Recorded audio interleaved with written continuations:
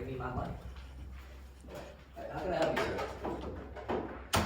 Hello, sir. Everyone I know has COVID. My neighbors have COVID. My family You have has COVID? Yes, Wait, sir. take a step back. Take a step back. Sorry, sir. Please, take a step back for me. Thank you, sir. How can I help you? Sir, the American people are in great need. I'm a poor Grubhub driver, and every dollar counts. Any dollar you can spare will help. The American people need these stimulus checks, sir. All right. I got one question. Have you gotten your COVID vaccine for me? No, sir, not yet. I need you to sign right here. I can help you out. You came to the right place. $100. Thanks, sir. Give you another $100 for your neighbor. Thanks so much, sir. $20 for your aunt. Thanks, sir. $20 for extradition costs. Extra. Thanks, sir. Another $20 for your dog. Oh, sir, thank you. You ever, another $10, just to get yourself a hot dog, Thank you, sir. Take care of yourself, Thanks sir. so much. Everyone watching this video has survived a global pandemic. Yes, we've had to struggle, sneeze one too many times for our neighbor's comfort, and maybe sleep through just a few Zoom classes. We've made it to a point where COVID is at a lull, and we can hopefully put this whole situation behind us. But what have we gotten out of this whole process? I can tell you one thing for sure that we've gotten, and that's a stimmy. Yes, grand old Grandpa Joe Biden has bestowed upon us 3 stimulus checks over the course of the pandemic that are supposed to really help us recover from the pandemic. But, are people going out there and using it as intended? Are they buying Fortnite skins, maybe a new pair of Yeezys, or are they finally splurging by getting double chicken on their Chipotle bowl? How important are the stimulus checks? And that's something that we wanted to look at in our project, where we wanted to measure how government assistance changed during COVID and how that impacted a county's response to COVID.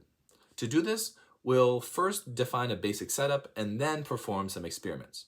So first, we need to gather a set of profilable indicators for a county that will basically define the given health of a county. And this can include school enrollment, median income, unemployment rate, and means of commuting to work.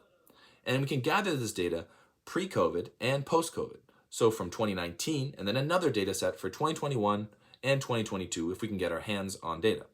And essentially, we gather this data from Virginia Open Data Portal as well as the U.S. Census Bureau surveys, which both present very high-quality data options.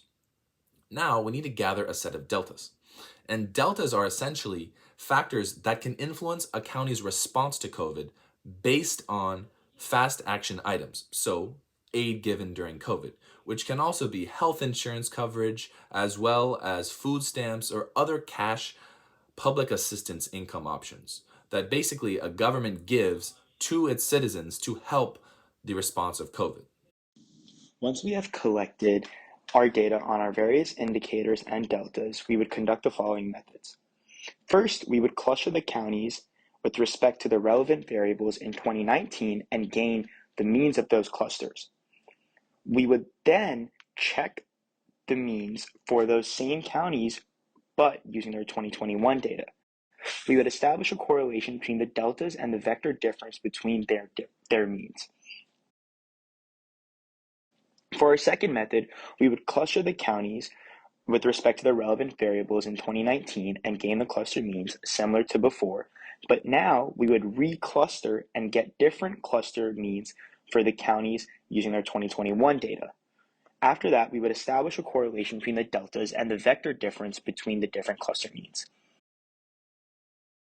Lastly, our third method, we would compute the county's vector difference between 2019 data and 2021 data and try to establish a correlation between each county's unique vector difference. 3 methods brought something unique to the table.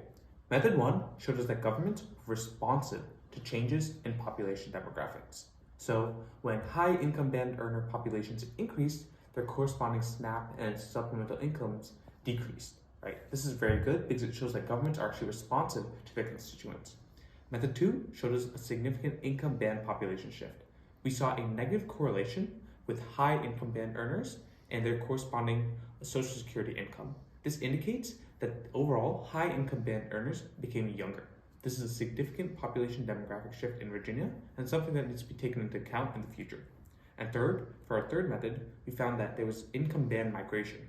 Poorer income bands actually migrated to higher income bands. And this was a split around the 35K to 50K income band mark and with a significant gradient towards higher income bands. So people that had an income lower than 35K migrated up to 35 to 50K, but split off accordingly afterwards. And finally, when validating our deltas against poverty, we found significant correlations with Social Security, supplemental security income, and SNAP benefits, but found that SNAP benefits, supplemental income, and Social Security were significantly more valuable in reducing poverty level than outright cash-based supplemental income. So structured cash benefits were better than unstructured cash benefits. Oh, hey, didn't see you there. Well, the people want to know, what are the main takeaways from our project? And I'll tell you. Number one is that the real world is messy. Just like me after my triple chicken guac and queso chipotle bowl. Man, the real world has dirty data. And the thing is, you need to learn how to efficiently clean the data and extract new features so that you can actually use the data to its fullest potential in the models. Number two, use a variety of different methods and models. This allows you to kind of get different observations on the data and get a lot of different perspectives on how it can be used. Number three is visualize the data early and often. This allows you to kind of look at the data from a lot of different perspectives and see things you can do to take away from the data in your actual analysis. And this leads us to our final question, which is, are the stimmies really that important?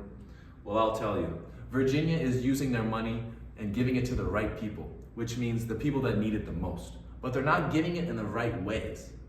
Virginia is giving a lot of raw, unstructured dollars, aka stimmies.